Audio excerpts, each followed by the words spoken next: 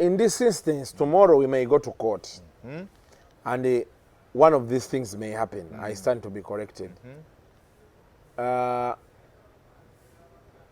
Omukulu bayinza omugamba nti fayiro tennaggwa ddayo tujja kubulira ng'ewedde oba fayiro yawedde katukomitinze ku high court. What are the chances that he can be set free tomorrow? Zero. Because so what if the state says tetu obujulizi tebumala? State taso ekyobujulizi obutamala tebukuteesa. State asobola okuweebwa obudde okwongera okunoonyereza. Okay, but there is a time where the state can say we have failed to get sufficient evidence. You don't say that orally. You say it in writing. You will file what we call a nolle prosequi. Okategedde nolle prosequi. For omuntu tuba tubumanyi. Nga bw'olaba nkangwe ku musango guno ogwa tabula. Omuwala ono yenaluwe something. State yafayirinze nolle in writing nti oyo ye omusango guno tumuggyemu interest. Kati ne musango gw'oyo hali okujjako nga state ereese nolle ate nolle DPP yagisayininga yennyini. So there is a possibility that can happen. That can happen. State bw'eba eraba. Enkya ne tuvaayo neyi. That can happen in that case. Welcome to Bethel Covenant College, a school founded on Christian values with emphasis on talent through MDD and sports. It's a day and boarding school with O and A levels offering arts and sciences with agriculture. Excel in PLE and get yourself a bursary with us. Find us in Webaja, Entebbe Road at the Accurate stage. Call us on 0703 008 609 or 0772 406 118. Bethel Covenant College. In the heart of Uganda, a financial revolution is happening. We were once left out, saving the old-fashioned way, with an unexpected saving spot, keeping it too close for comfort. But now, we found a better way to save and manage money.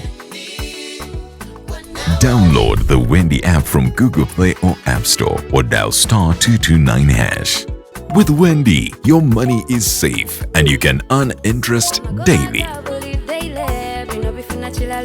Visit your Google Play or App Store or dial *229# to register. Wendy, wanawoli.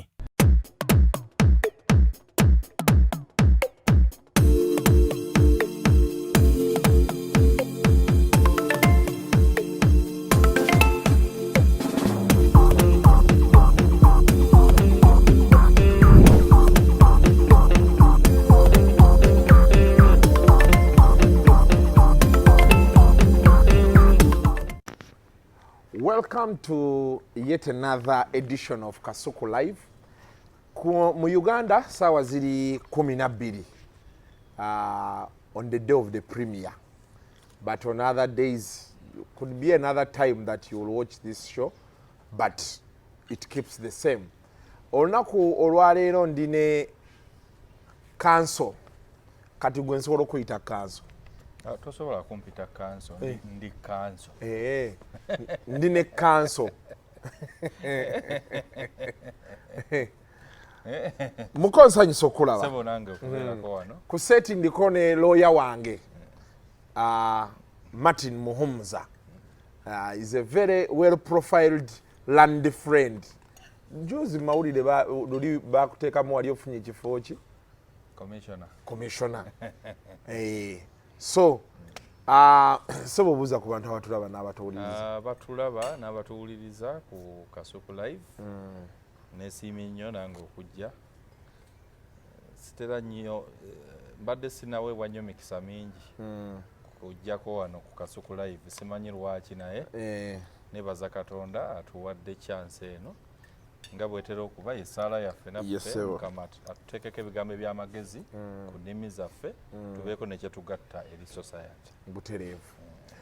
Nga bwe nabasuubiza ku makya, leero tugenda kwogera Haji ne Hajat.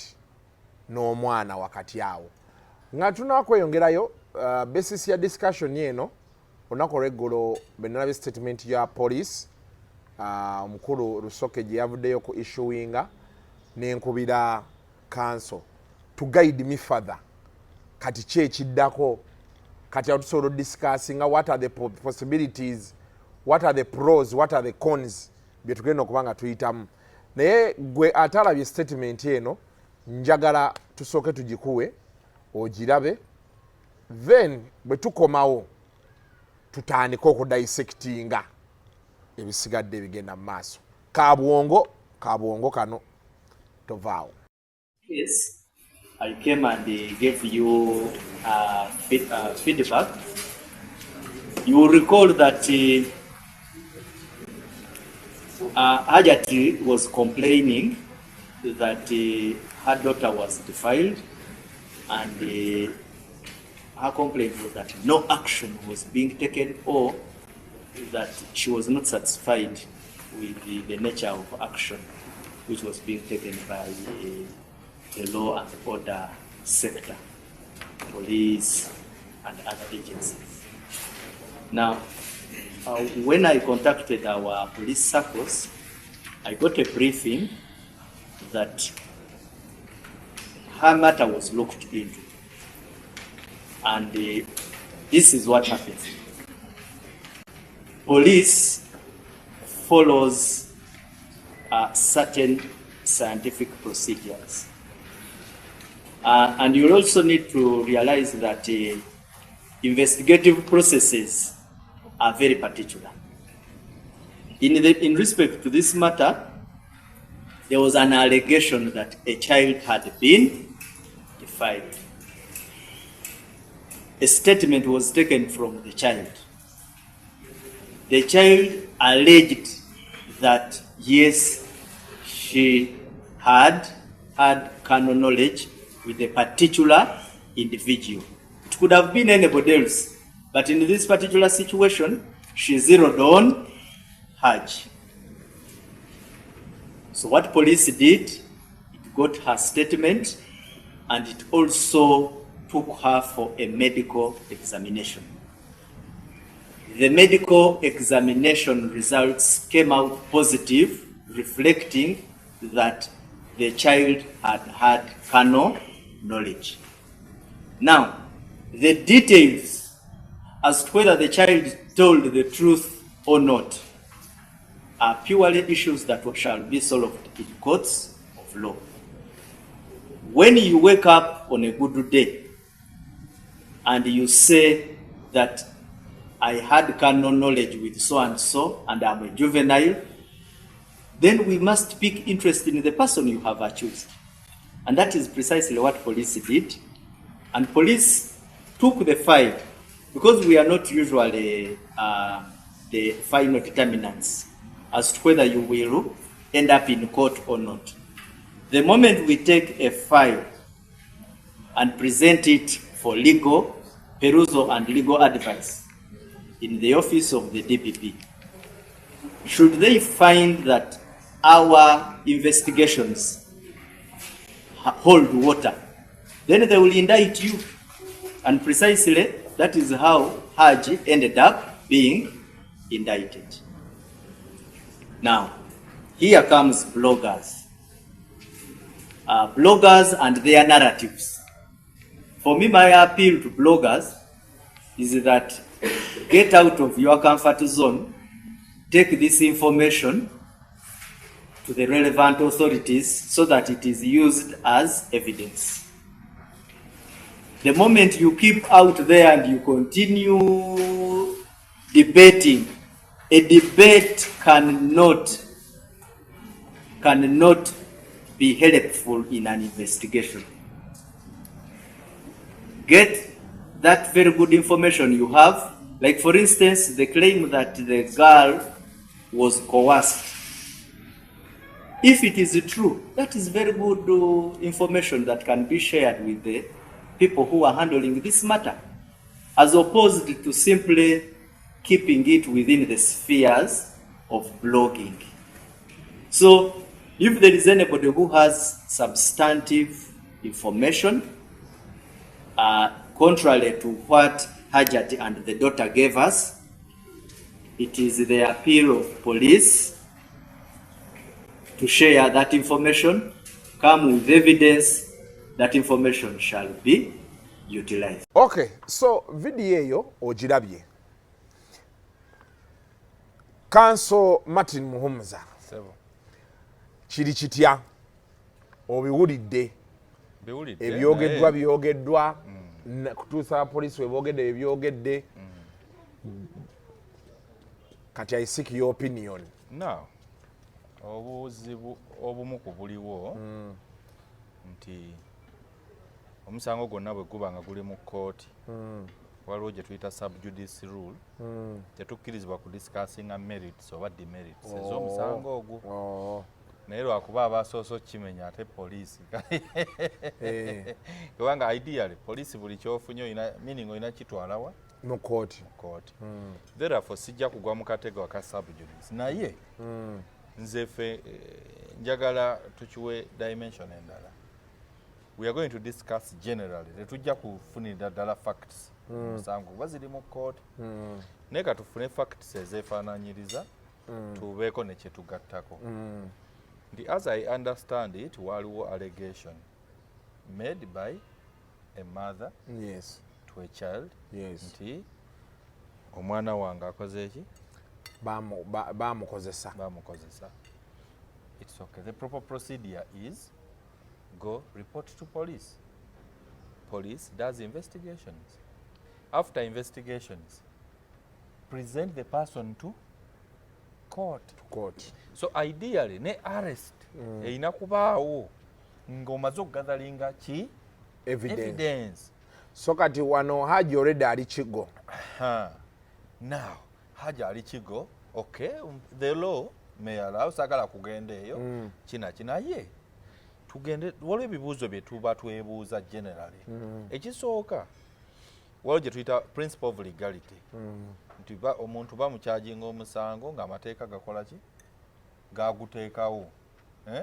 Kati ekyo bwe tukibuuka nga bwe tukibuuka wano nga tuddayo ku musango gwe bakyajinze nga tugamba omusango ogwo gugamba gutya because mu mateeka okuprovinga omusango gwonna olina okuprovinga ingredients z'omusango ezo zonna nga bwe zigambiddwa mu tteeka. Kati wano twogera ku tteeka lyetuyita Penal Code Act section 129 yeteekawo omusango ogwo gwa defilement. Egamba etya mu bumpimpi ejja kugamba nti where any person has unlawful sexual intercourse oba where any person unlawfully has sexual intercourse with a girl under the age of 18 commits defilement. Katusooke tugumenyeemenye. Therefore, what would be the ingredients of the offense of defilement? Njagala tugende ffenna kuba njagala tusomese. Where any person underlying, that is the first ingredient. It should be that person who is being charged. It should be that person. Ekyokubiri has or unlawfully has sexual intercourse. Waliwo ingredient ki unlawfully sexual intercourse. Yakusatu. Yokuna with a girl under the age of 18.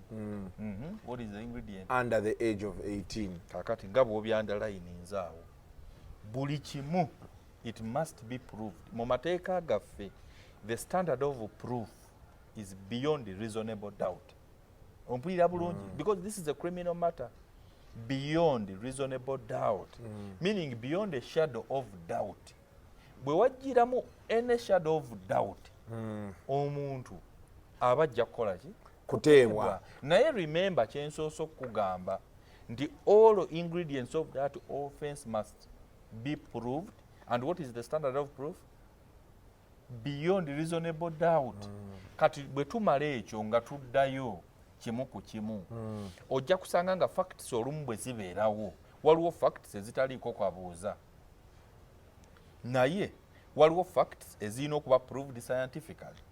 Ntera okubuuza abantu nga baŋŋamba for example waliwo olumu lwoba otambula n'osanga omuntu ng'afudde, can you legally attest nti omuntu oyo mufu?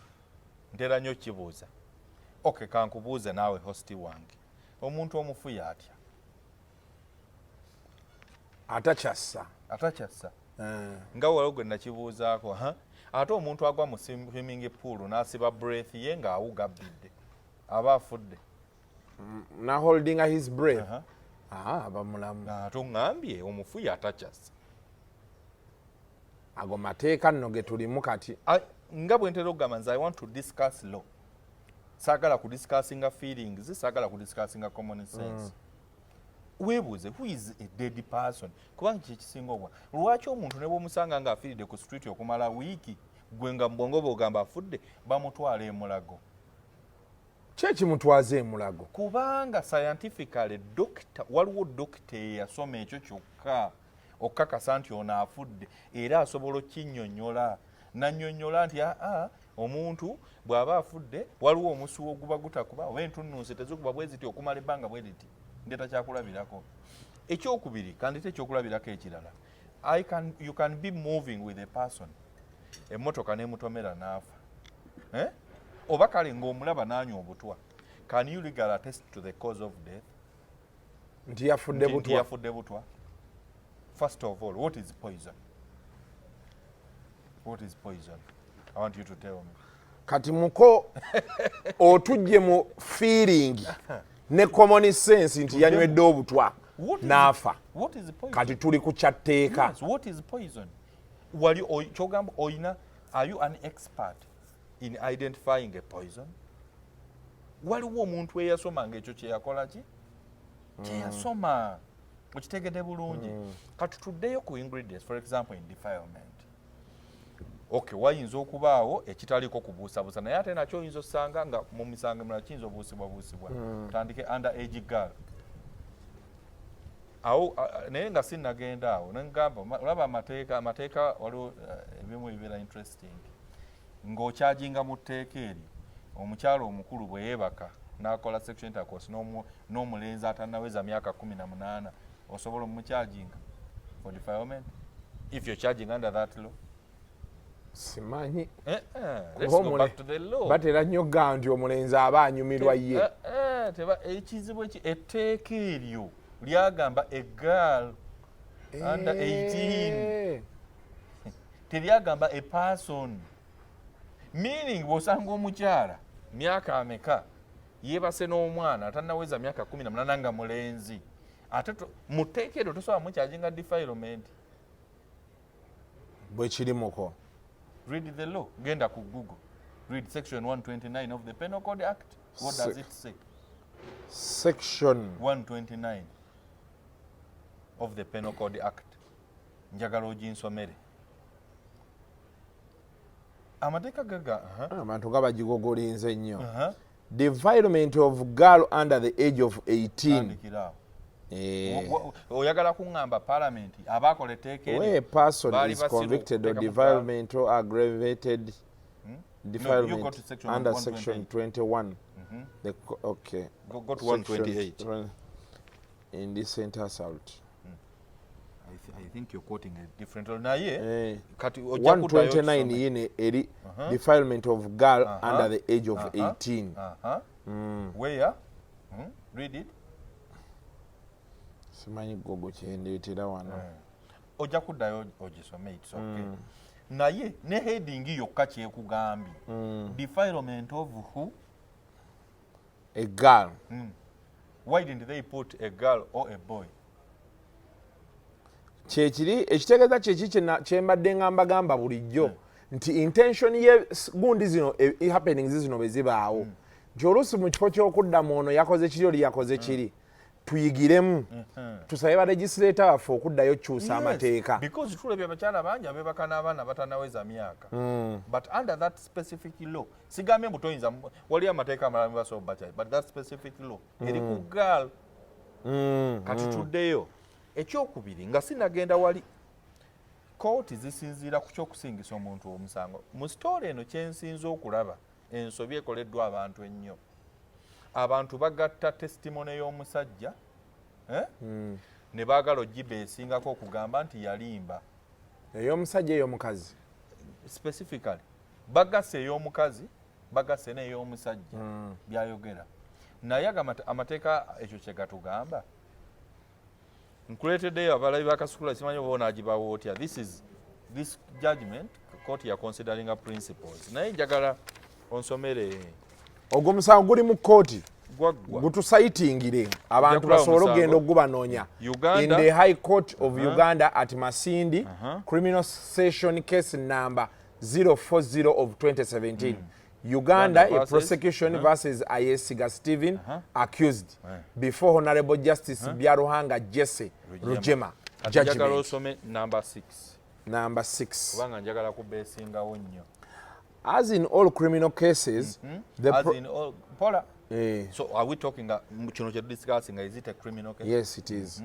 The prosecution has the burden of proving the case against the accused person beyond reasonable doubt. Full stop. Who has the burden? Prosecution. In this case, prosecution is who? Agenaba state. So state mugatte wa Ye Hajat. DPP. Hajat is prosecution. Kansoke nawe. Okay. It is going to be Uganda versus Amanyagoyo, the person. Yes. Mumusango guli criminal except if it is a private prosecution. We aropyo musango obeera complainant. You become a witness for the state. Ye enjawulo eri wakati w'omusango guli criminal n'oguli civil. Ebintu ebyo bitabula nnyo abantu. What is the difference between a criminal case and a civil case? A criminal case musango gwa buli bumenyi bw'amateeka. It is between the state which is Uganda versus oyo agambibwa nti yakoze omusango ogwo. Yenjawulo kuguli civil court is going to determine rights between people. So it will be Isaac Daniel Katende versus me. Okiraba ekyo. That is a civil. Naye wano twogera ku bumenyi bw'amateeka. Etteeka kasitoni wani waalyo ye government. Yes, exactly. So government yebere ekucharginga. Ono gwoba wagukolako ajjanga witness. Witness in this case. Nti wamenye etteeka government lyateekawo. The lady would be a witness. The young girl would be the complainant because she's complaining. Okay. You get me? Kati bagambye who has the burden? The burden does not shift to the accused person, and the accused can only be convicted on the strength of the prosecution case and not because of the weakness in his defense. Never citing omusango. That is what I came to say, and that is the mistake people are making. Bwe babanga okiteberezebwa nti ozizo omusango ekisooka amateeka gagamba who alleges must prove. You who is alleging nti omusango nagukola gwe olina okuprovinga elements ez'omusango egwe zonna and beyond what?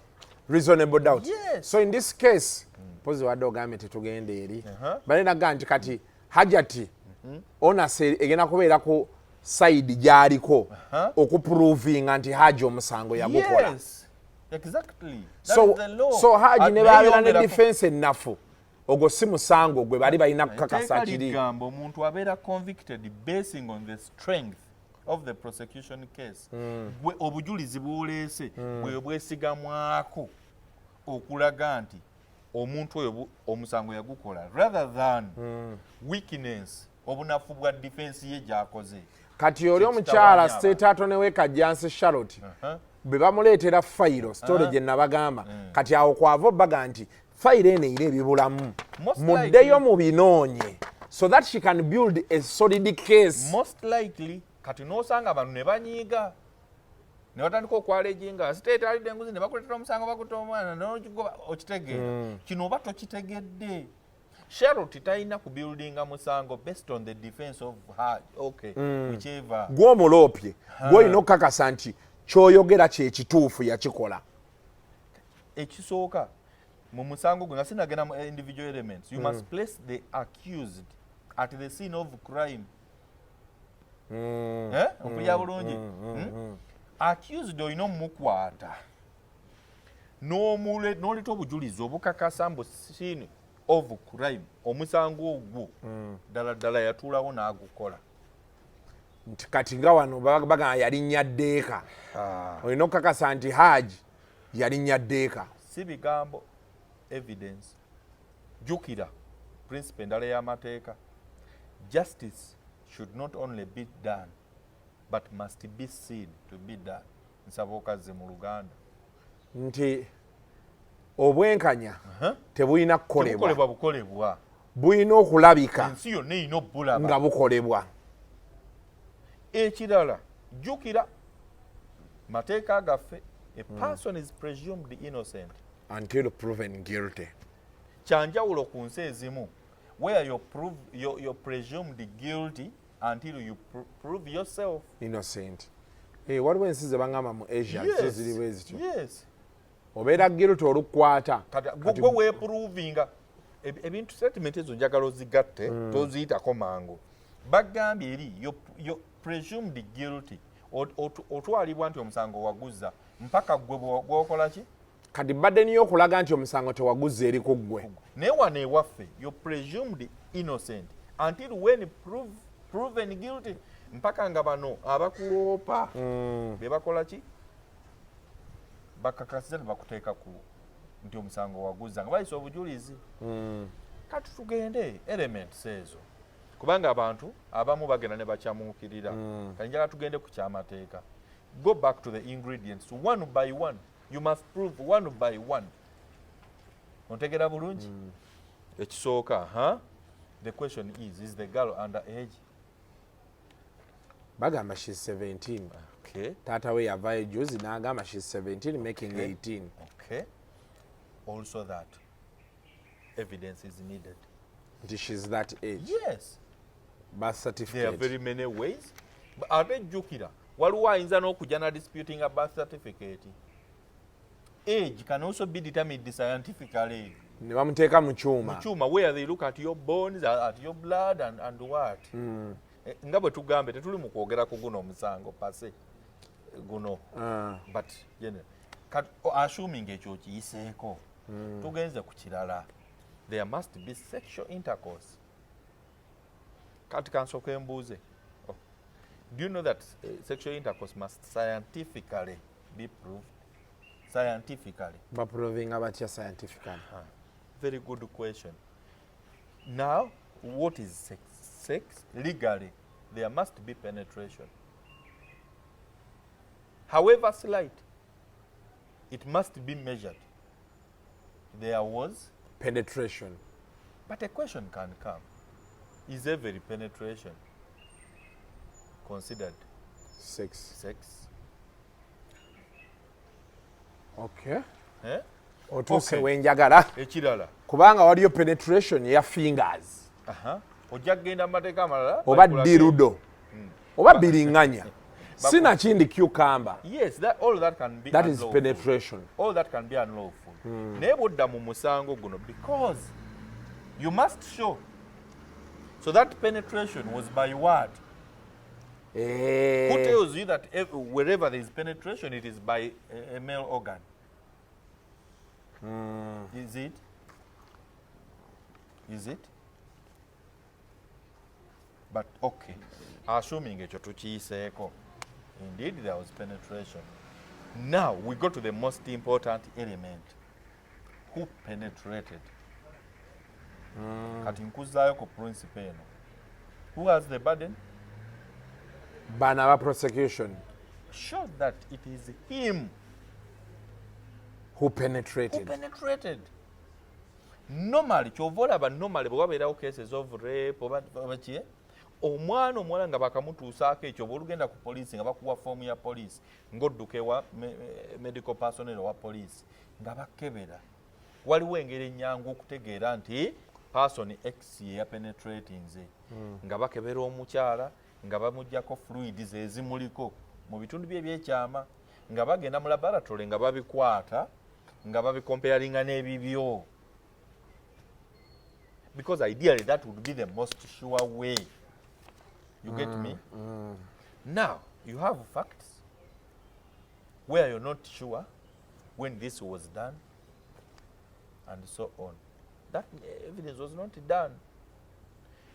Omwami ono nga nkuziza ku principle he must be convicted basing on the strength Of the way of the prosecution. not on the weakness of his defense. Of his defense, yes. Now, how do you go over it? Otegedde bulungi? That's one leg of the problem. Now, the second leg of the problem is here. We must always be very cautious when we are dealing with evidence by a minor. This girl is a minor. Of course, I know kuba protected and so on and so forth. Naye, whereas bakiteeka nnyo ku bali under 14 years, naye ideally every minor, before taking their evidence, waliwo ebintu bingi ebitunula. Kyova olaba kooti econductinga kye bayita voir dire. Simanyi waliwo kyoliddeko. A voir dire is a trial within a trial. Nti kyosooka okutunulira ekisooka omwana ono evidence gy'awa agitegeera. Because a statement can be a statement. Omwana omuto oyinza a person can come and give evidence through coercion. Toyogera sijja kuddamu kuwa fees. Tojja oba okitegeera. So, awantu awo wali very fragile. You must test that. And yet, in such cases, it is the most important evidence. Bw'aba nga tewali muntu alabye Haji physically. Because ngezeza kugobera story, sinawulirako agamba nti physically namulaba ng'akola intercourse n'omwana oyo. N'abagamba okuba nti baali basula mu kisenge ekyekimu bagamba tebaawulirako. That's what I'm telling you. How do you now place Haji, okay, whichever man, on the scene of crime? Yeah, a person can come and plead alibi. You know what alibi means? I was not there when the offense was being committed. It is your duty as a prosecutor okumuteeka ku scene of what? Crime. So those are the things we need to look at before abantu okuddamu with the feelings. Haji agambe bwati, Haji agambe bwati, Haji agambe bwati. I don't think mu elements eza defilement olabyemu wolaba nti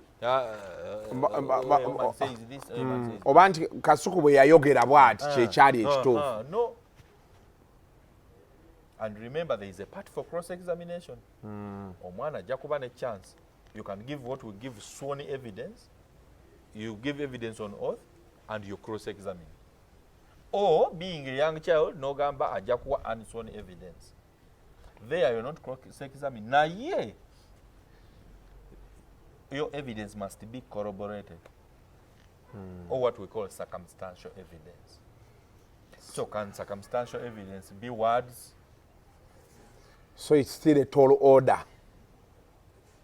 My view, I won't say that, but this is misunderstood by the people because of excitement.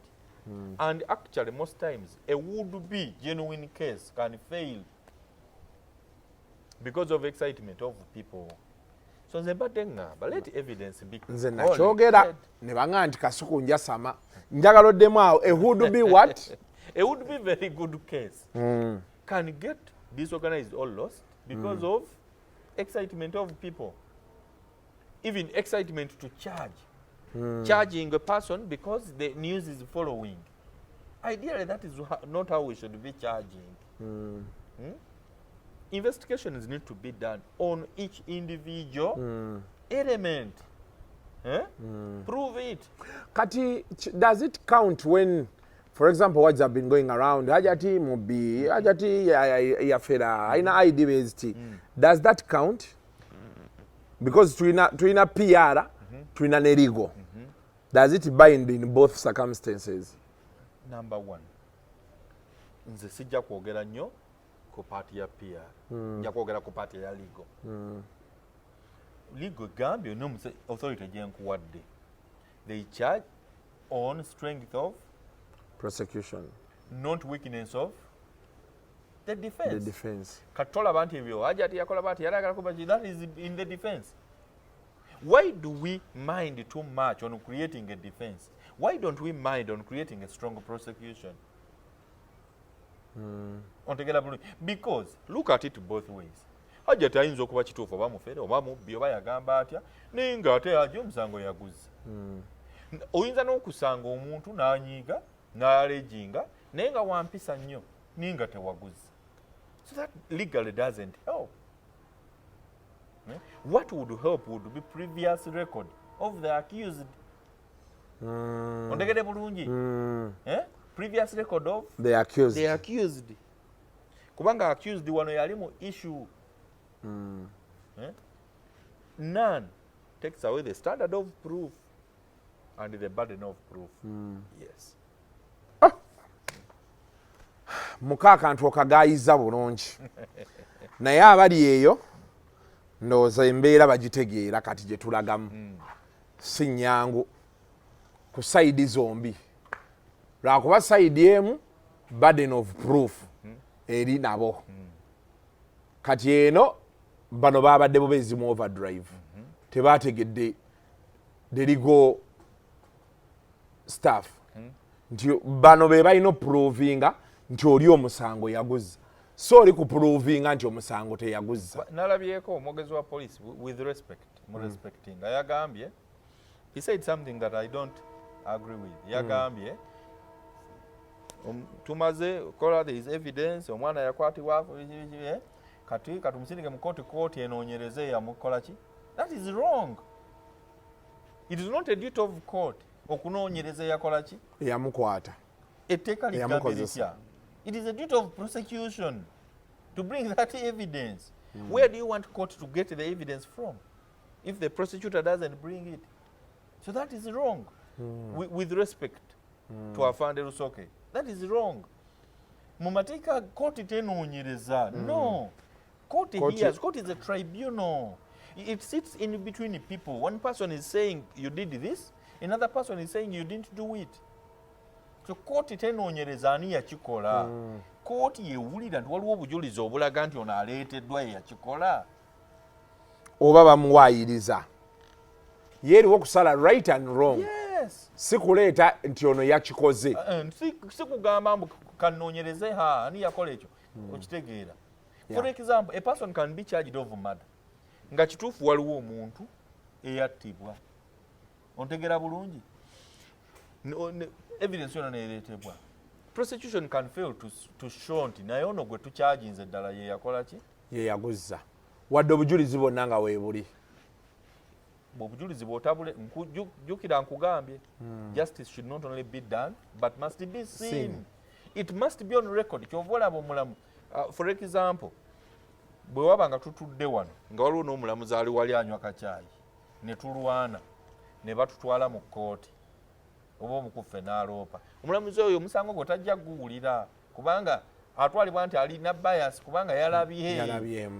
Omulamuzi alina kusala musango ng'abeesinga ku evidence as produced, not what they know, not their feelings, not what society is saying, not what bloggers are saying, not what news is saying, not what omwogezi wa police is saying. Yes. Evidence. Kati tuyiseemu enkya Hajji ajja mu kkomera mu kooti. Sorry. What happens next? Well, because bangamba yagenda, he didn't take plea.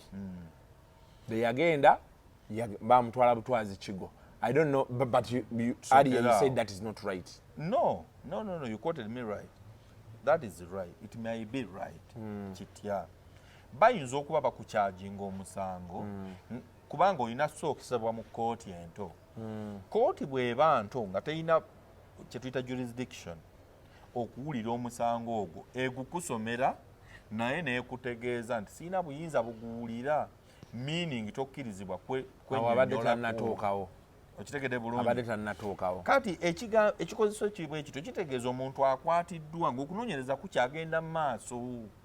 Naye waki omuntu aba akwatibwa ng'okunoonyereza kukyagenda mu maaso? Those are the questions. Because committal is done. Committal. Kati singa bagamba obujulizi buweddeyo kubunoonyereza nga kooti eno ento ekola kye tuyita committal ng'atwalibwa mu high court. Kati high court eyo gy'aba asobola n'okusaba okweyimirirwa. Nina kintu kye nadde njagala obbuuza. State attorney alina okusanctioninga file. Exactly. Ti whether yaguza oba teyaguza. In this case, the man is already in Chigo prison. You can't be produced in court before the file is sanctioned. Oh. You can't. So, and of course, but checking the boza. Kati yonako orange chitegeza file we bateli sanctioned. Kyenkuzemu okusooka tebasobola kuleeta mu kooti nga file teri sanction. File eteekwa kuba yali sanctioned luli. Oh, nga yaggwa dda. Okusanctioninga naye okusanctioninga tekitegeeza nti okunoonyereza kuwedde. Basobola sanctioninga file ne basigala abagenda mu maaso n'eki n'okunoonyereza. The same, I can give you a live example. The same way bw'olabye ku file eya tabula lujje ebadde mu mawulire ku by'okutta Lwomwa and so on. Ojjukira abantu abamu baaleetebwa ne mu kooti ento ng'okunoonyereza kugenda mu maaso. Waliwo ne lwe kusomera ne bagamba nti others still at large. Waliwo abatannakwatibwa. Abakyali out there. But that means the file was sanctioned. Police tesobola kuleeta. File okusanctioning wakitegeeza ki muko? Kitegeeza state oba prosecutor ayiseeyiseemu n'alabanga waliwo ko obujulizi obwetaagisa oba obumala. Not obumala. But obusobola okusinziirwako omusango guno ogenda mu maaso omuntu otwalibwa mu kooti. So kati kitegeeza in this case babeera baabula abanga weebuli. Yes. Kati ne ba sanctioninga file kwe kumuwa olunaku lw'enkya nga asatu. Kati state ajja kujja bw'aba n'aba amaze okunoonyereza enkya ng'asaba file ng'esindikibwawa mu high court. Kuba kooti erina obuyinza eyo kooti enkulu. So kati babeera wano bajja musomera busomezi misango. Kutegeera okunoonyereza kutuuseewa. Kyekitegeeza. So you can't take plea here. You can't because that it's a criminal. It's a criminal matter. No, court eno. Kwata bulungi. Enkyejagalo nyinyonyole. It is a criminal matter. Court enteye you know buyinza obulya criminal matter. Mu mateeka gaffe buli level ya court yaweebwa emisango gy'esobola okukolako. Kati bagamba emisango ng'ekibonereza ekisembayo bwe kuba kufa oba life for example nga bagamba eyo court enkulu. Kati waliyo emisango mu mateeka lyaffe nga magistrate alina obuyinza obuguwulira. Waliwo n'emirala nga kooti enkulu yalina obuyinza obuguwulira. So they commit you to the high court. Yes. And all that time you be back committee ogenda oyina okubeera mukomera. Not that. Naye bw'oba oleddwa mu kooti eno engeri gye talina buyinza kuwulira musango ogwo. Normally it means talina buyinza nakuwa beyiro. Kubanga kusaba bail kuba after taking a plea. Omusango wa defilement guliko bail. Teri musango gwa bail ne bweba murder. Teguliyo ne bweba treason. They are all bail. Bail is ekiriwo kyokka. Kooti ye yesigaliza obuyinza bwayo. Kye tuyita discretion. Bail is at the discretion of court, but remember it must be the right court. Yes. Bwebanga kooti ento terina buyinza kuwulira musango ng'ate gugoba ku charginga meaning tosobola sabayo beyiro obeera olina alinda agenda mu high court. So in this instance tomorrow we may go to court and one of these things may happen. I stand to be corrected. Omukulu bayinza omugamba nti fayiro tennaggwa. Dayo tujja kubulira ng'ewedde oba file yawedde katukomitinze ku high court. What are the chances that he can be set free tomorrow? Zero. Because so what if the state says tetu obujulizi tebumala? State taso ekyobujulizi obutamala tebukuteesa. State asobola okuweebwa obudde okwongera okunoonyereza. Okay, but there is a time where the state can say we have failed to get sufficient evidence. You don't say that orally. You say it in writing. You will file what we call a nolle prosequi. Okategedde nolle prosequi. For omuntu tuba tubumanyi. Nga bw'olaba nkangu ku musango guno ogwa tabula. Omuwala ono yennaluwe something. State yafayirinze nolle in writing. Nti oyo ye omusango guno tumuggyemu interest kati ne musango guyo haji okujjako nga state erese nole ate nole DPP yagisigninga yennyini. So there is a possibility that can happen. That can happen. State bwebeeraba. Encha ne tuvaayo neyi. That can happen in that case. But because emisango gye tubaddemu nange gye mbaddemu. Most times file y'okutuko gisanctioninga DPP bagisanctioninga ne baleka bagamba why file yo yabadde ready. Then emirundi emirala DPP asobola okugamba oba state asobola okugamba tewali bujulizi. Ogenda omusango gwakomaawo tebakuyise genda mu kooti tebalina kye bakoze. Ekyo kiba improper. The proper way state ya filing nole Ojega inole prosecution. Beguba guyingidde kooti. Kuba guba mu kooti. Yine efe zino file zaffe oli akoyita ku police. Okitegeera nojja n'okola statement. Bw'omala okukola statement ne bagamba file tugitutte wa state. Kati state n'avaayo ne bakubira after some time nti state yagambye olina omusango. File yo bagisanctionings. Oba be batagisanctioning obeera oli awo nga bagamba nti tolina musango state yagamba teri musango. Ne bikomaawo togenze mu kooti tolina gy'olaze. Ekyo kiri ku level before court kyogamba. Kubanga fayiro kemalo yingira mu kooti obuyinza ku musango ogwo kuba eri kooti. Kyokolaba ne state bwaleeta eyo nole obuyinza still buli eri kooti. Tasobola gamba bugambi nti oyo kati kigo oba luzira mu mute. Agamba bugambi please state ejje enta musango guno kati court nekiconsideringa neryoka setting omuntu oyo. So tomorrow state singa agamba nti nole prosecui nga agipresentinga mu court nga tulinda haji court ngegiconfirminga ngemuta state asobola okujja n'agamba inquiries are still ongoing ne bamuwaayo obudde. State asobola okujja n'agamba inquiries are complete ne bakola kye tuyita komito. Okay. So those three scenarios can happen tomorrow. Yes.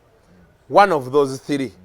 So encha Kasuku live ejja kubeera live ku court nga eraba obanga ebaweereza ebinaba bigenda mu maaso bangambye essaawa 3 ez'okumakya tujja kubeerawo nga tuli live and direct tubabuulira ensonga nga bwe zinaaba zitambudde awo ntulabe ekintu ekinasobola okubeera nga kigguka. Mukosebo neyanza nnyo mpadde legal interpretation n'ogituteera ddala wano wansi kituyambeko abakubi b'enduulu ndowooza kati mutegedde ebintu nga bwe biri ba tiimu hajati muwulidde sayidi yammwe tiimu haji lwakuba tiimu hajati okusinziira ku bye bannyonnyodde wano the burden is on you to prove that the man did the case. So tusuubire katubasabire obujulizi mubeere nga mubuyina ekintu nga kiri wamu. But most importantly nze njagala tubeeko ne kye tuyiga mu musango guno. Ba legislators baffe tuba interesting. For example mbadde simanyi nti etteeka ligamba eggaalo kati kitegeeza omulenzi ye basobola omudefilinga. Actually teba na defilement basobola omukozesa. Bayinza okumukyajingira mu tteeka eddala naye lino specifically ate nga liri ekibonerezo ekinene. Kati mutabani wo ali eyo alina emyaka 14 omugwako alina ekkazi lya myaka 3 limuli busy limuvuga limuze eno limuze eri kyekikuza ku biri bye nagamba nti tubeeko kye tuyiga tusobole okuinfluencinga abatukolera amateeka okurivisitinga. Naye waliwo ne koyogedde akalala kankogereko ekintu ekirala kitera okukyankalanya emisango be ba tiimu tiimu accused tiimu complainant. Justice is not democratic. Singa justice yalinga ku democracy singa omusango bwe guloopebwa bagamba gwe genda okuŋŋaanya abantu bo n'oleeta abantu ne basimba layini okuva wano paka ku paaka enkadde ne bagamba Katonda aleese 10 goleese 2. It is not like that. It is not about teams. Munze nyina tiimu nyingi eziyogera nezimpagira. Justice is about evidence. Si byakumala gakuba ndoolu bye tubaddemu. Anyway. So nga bwe mbadde ngamba balegislator waffe interest yourselves in these matters olaba omusango ng'ogwo they refer to it balandi friends okulaga argument yo direction gy'otwala ekola oba tekola ligale kati buli we tubeera nga tuyigira mu bintu bino tugenda kusanga abatukiikirira mu paalamenti tubagambe kino kye tulabye ne kino musobola okuddayo etteeka lino ne murerivisitinga ne mutereezaamu wano ne wali byebyo n'ebintu MOP byalina okukolera si kujja kuziikirako si kubawa amaseffuliya gawaliyo embaga n'ettenti sibe kiri